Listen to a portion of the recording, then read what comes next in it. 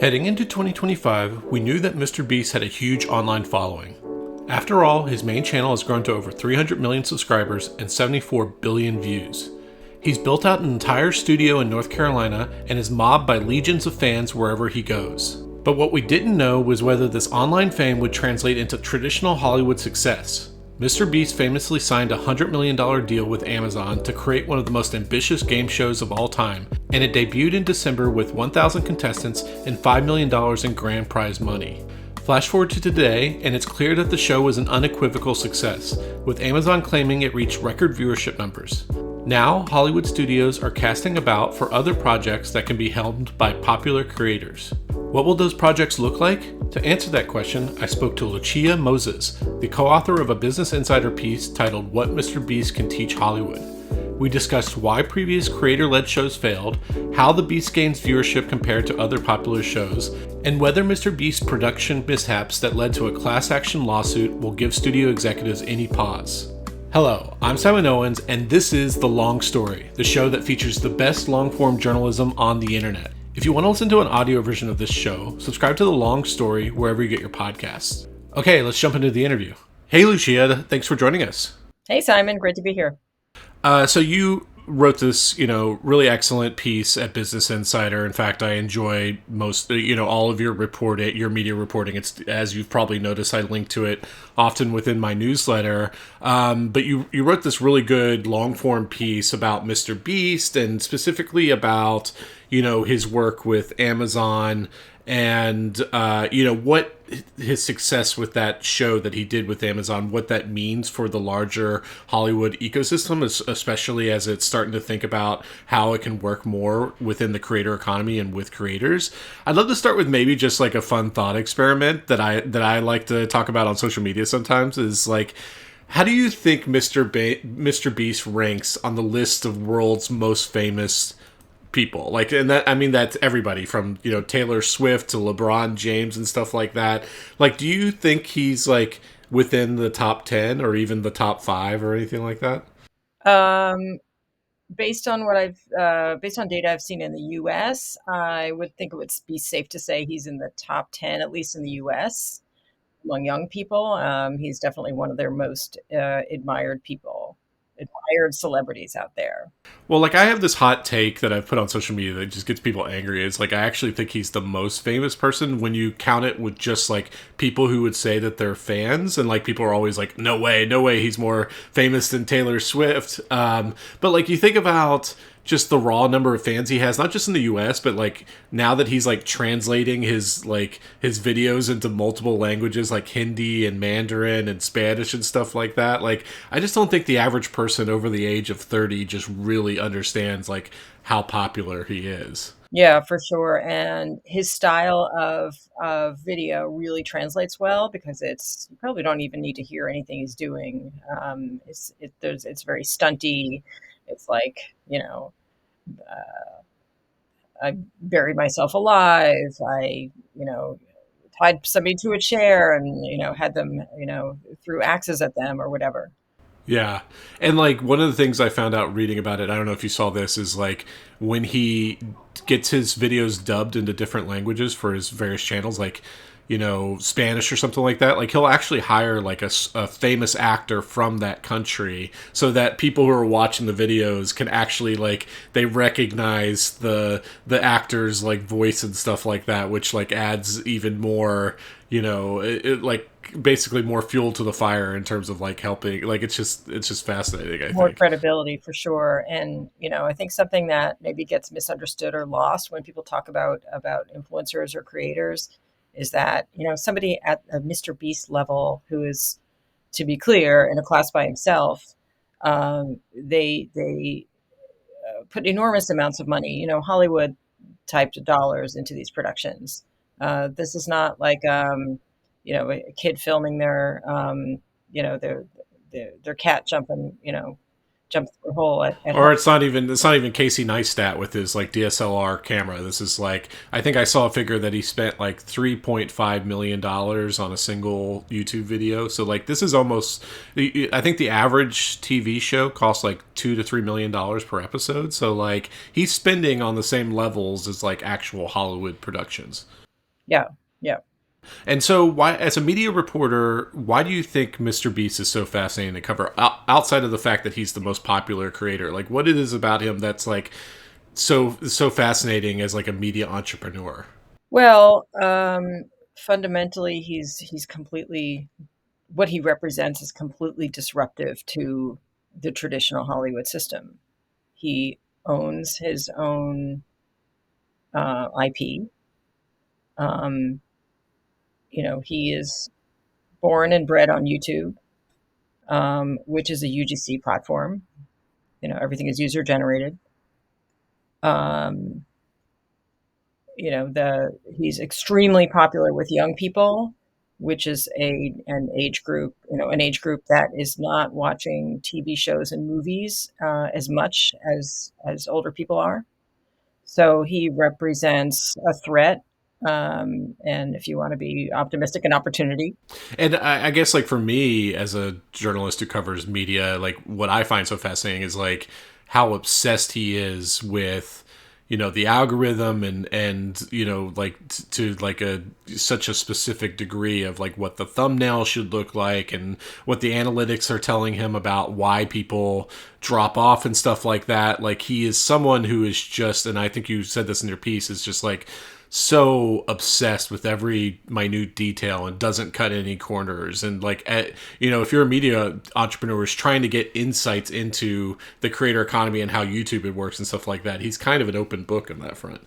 Yeah, and I would say, he's not doing anything that any successful creator on YouTube isn't doing, or that anybody who's seriously publishing on YouTube isn't doing. You're paying attention to the meta, you're paying attention to the SEO, to that thumbnail. You're testing. You're looking to see when people drop off. You're pivoting. You're bobbing and weaving.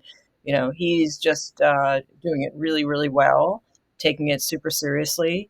And one thing I didn't mention is that he's all of 26 years old. Uh, his empire is worth billions and billions. I'm sorry, millions. And didn't, he's not a the Hollywood exec who's been doing this for decades and decades and has an MBA.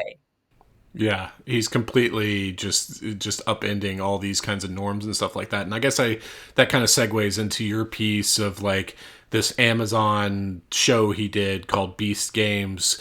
I think the reported number is that he was basically given $100 million and pretty much like a blank slate, right, to like complete creative control over the show. Was that your reading on it as well?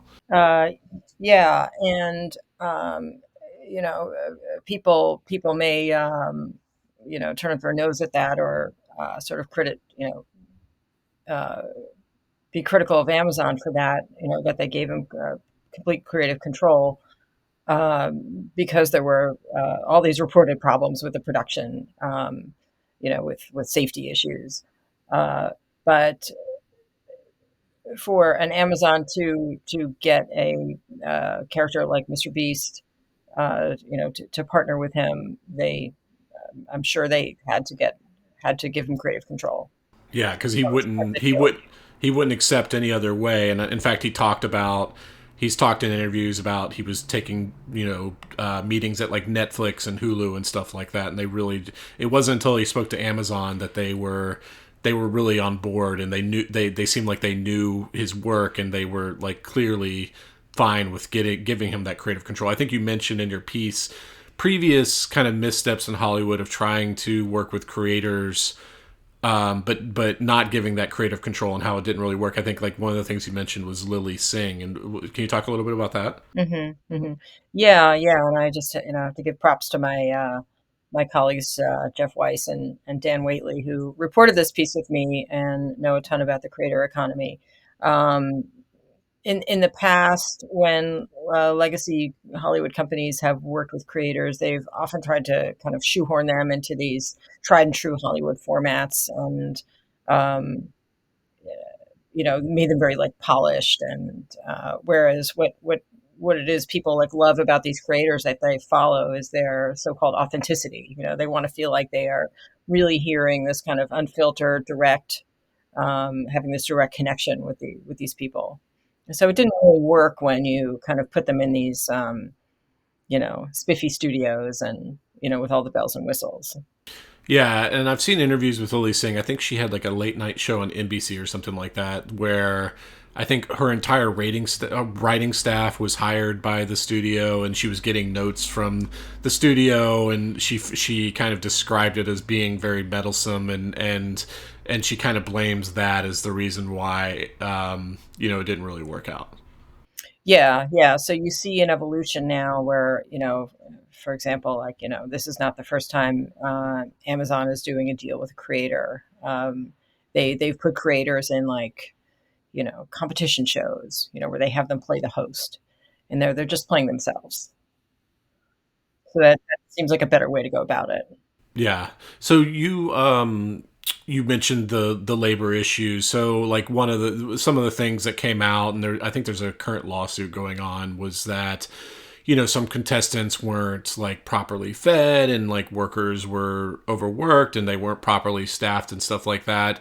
Would you say that's like a potential kind of clash that's going to continue to happen as like the Hollywood embraces the creator economy? Is like, a lot of creators, they're just hiring, a lot of them are hiring contractors or friends. A lot of these people aren't like union workers and stuff like that. And my kind of outsider's understanding of Hollywood is like shoots are much more structured. There's union rules. There's like rules around when people get breaks, and child actors and all the kinds of stuff. Like, would you say that like a lot of these creators who might sign these deals might not really be prepared for that level of structure and how they shoot their stuff? Yeah, I think again the Beast Games example is such an anomaly. It involved such a big famous creator. The production was over the top, $100 million for the um, sort of pre production, um, well, for the first episode that they filmed early on in Vegas. And I think his people would readily admit, they weren't quite prepared, but they course corrected. So I think there'll be some lessons learned from that. Um, I don't think you're going to see another Mr. Beast anytime soon, because he's just kind of in a class by himself. But to your point, like I think writ large, you're going to see like not just legacy media companies try to take lessons from creators and pick up their shows, but you're going to see creators kind of move in the direction of Hollywood and adopt some of these conventions and some of these safer practices, labor practices, production practices that are the bedrock of Hollywood. Yeah, you make a good point. Like a lot of those accusations came from kind of the early filming when he was doing the initial filtering of contestants, and it did seem, looking at the various making of documentaries that are all over YouTube now for it, it seems like they had a tighter ship when they actually filmed the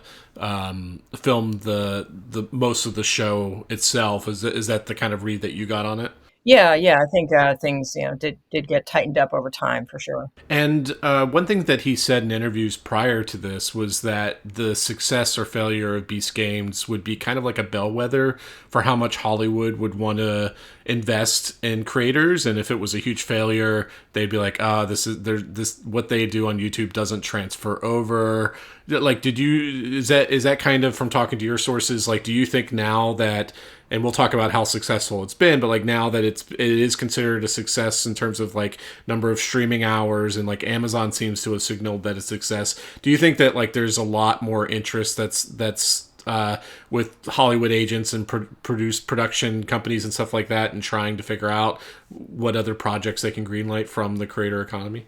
Uh, yeah, definitely. And this started happening, I think, more before the MrBeast deal got done. It's been an ongoing build. I've talked to agents and people who represent creators, and they talk about how these streamers and studios are asking more and more about what creators they can work with.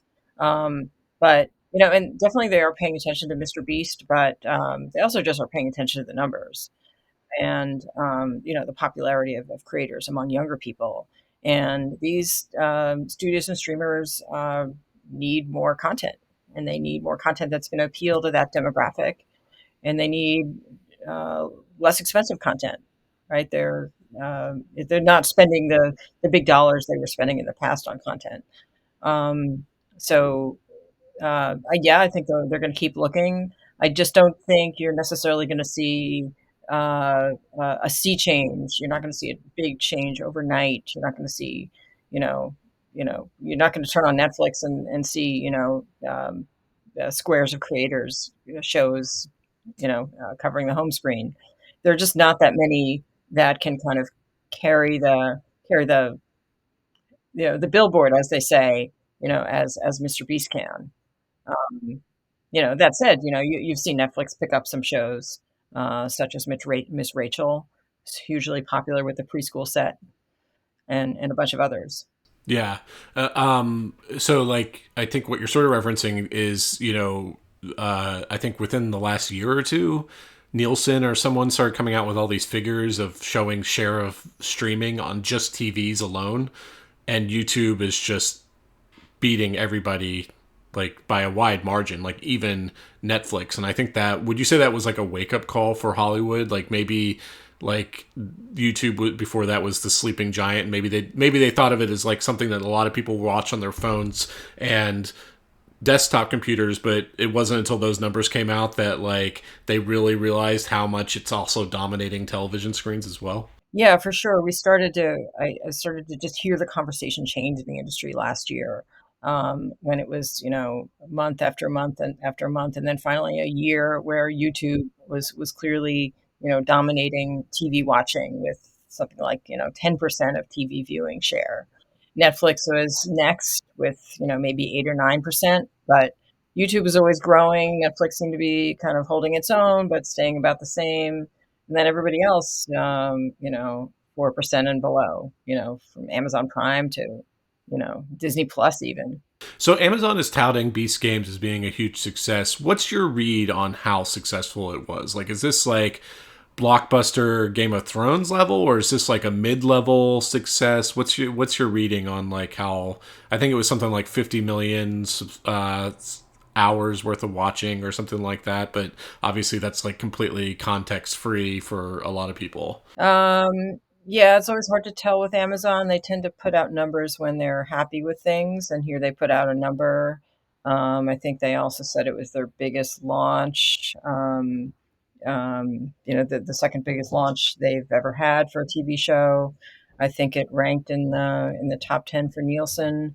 Um, uh, I don't think the reported problems on set had any bearing. If anything, maybe it helped.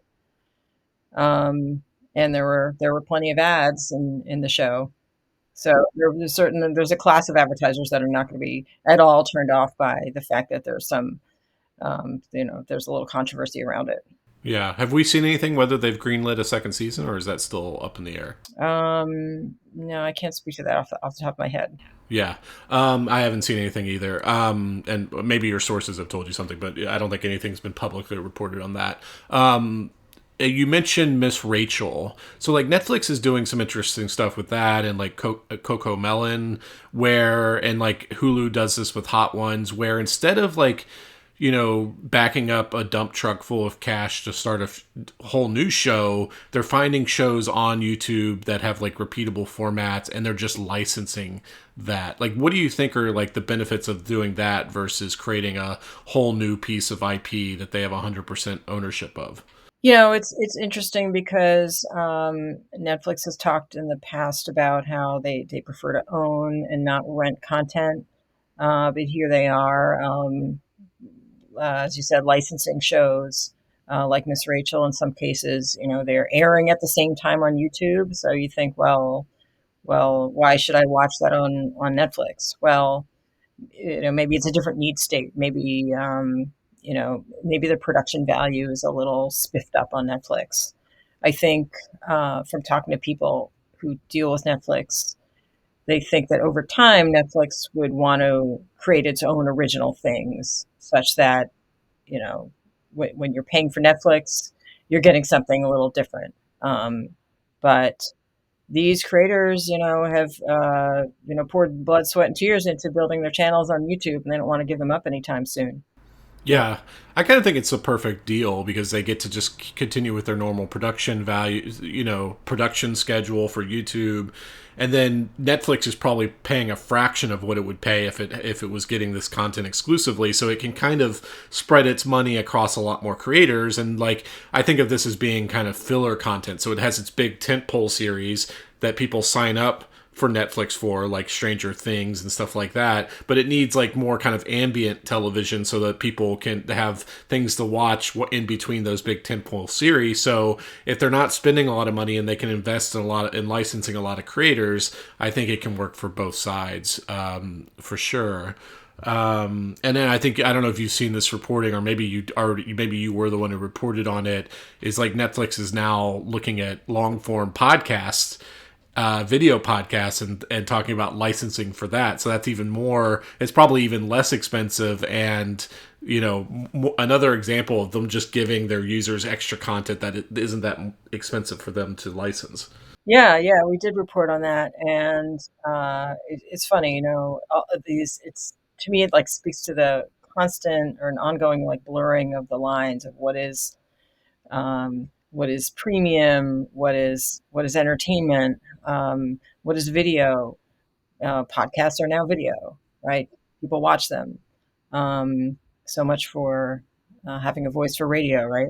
One thing you wrote about in your piece is just like, some of the lessons that being learned is like, obviously, like, YouTubers are very incentivized by revenue sharing because like they get like 55% of all the revenue that's generated through AdSense on their videos. And you talk about how Hollywood, to kind of adapt to this ecosystem, could structure its deals so it's less focused on upfront payments and more on some kind of giving these creators like some kind of stake in it. Like, can you talk a little bit more about what that would look like? Yeah, and I haven't heard that there's any big sea change happening yet, but I think a gripe that Talon has had is that they with these Netflix upfront deals, they get paid a lot upfront, but they don't get to share in the rewards if a show does really well.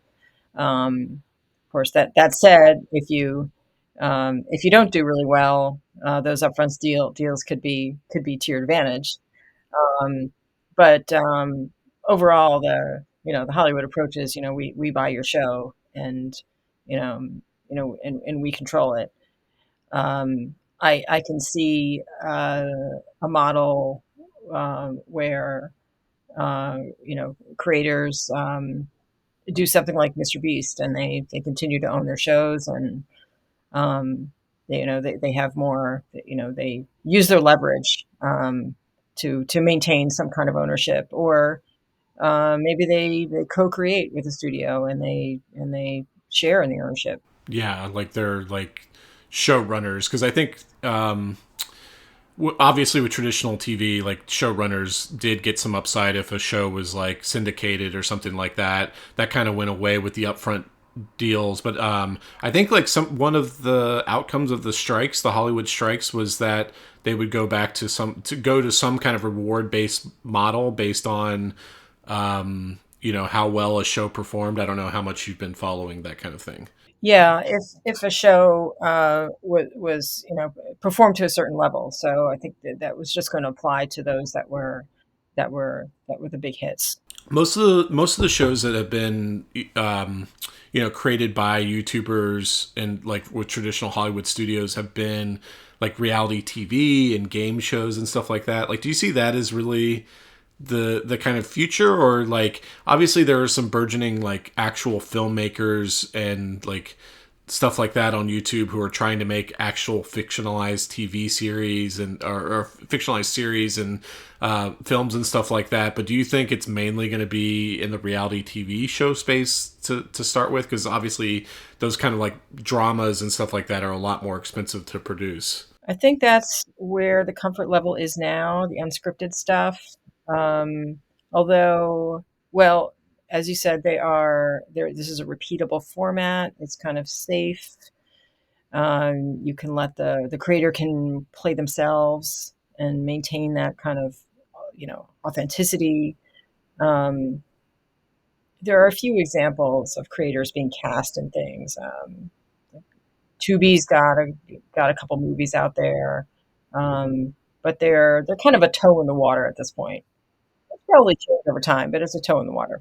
And I guess like there's this theory that like if you cast people who have already existing followings, that like some portion of their audience might go and be more likely to check out a show or something like that.